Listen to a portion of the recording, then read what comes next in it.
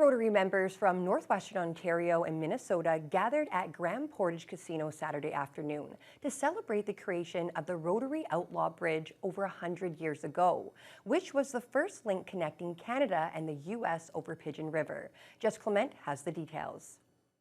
The celebration brought out Rotarians from both sides of the Pigeon River international border to commemorate the impact the Outlaw Bridge has had since it was constructed in 1917. Lakehead University history professor Beverly Soloway says the Minnesota and Ontario governments didn't have the ability to build a bridge during that time.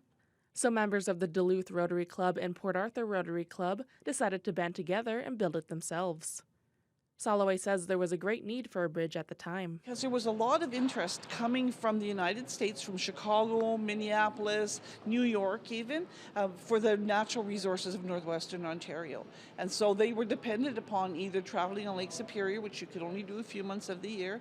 There were also major industry happening in the area. There was mining happening, silver mining happening. There was timber resources being harvested in the area as well. So there was a lot of people movement. It was just very difficult to do.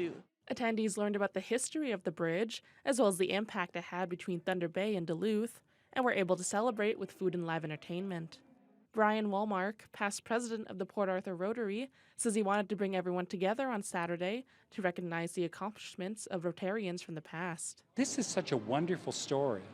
When you think of Rotary does work in eradicating polio. We help build schools and clinics around the world. But it's also really important to remember what we've been doing close to home. David Long, district governor for Rotary District 5580, says there are lessons that can be taken away from the bridge's history. It showed how groups of people can get together and collaborate on things and not let people stop them from doing what they know is the right thing to do. And the Outlaw Bridge is one of those reminders that sometimes when you have a really good idea, you just have to run with it. You put your shoulder to the wheel and just go for it.